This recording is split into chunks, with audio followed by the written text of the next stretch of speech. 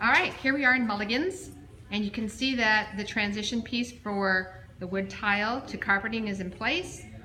Most of the wood surround tile has been completed. Where all the cuts had to take place inside the bar area is just about done. And we'll be able to remove all this plastic and bring back all the equipment this week.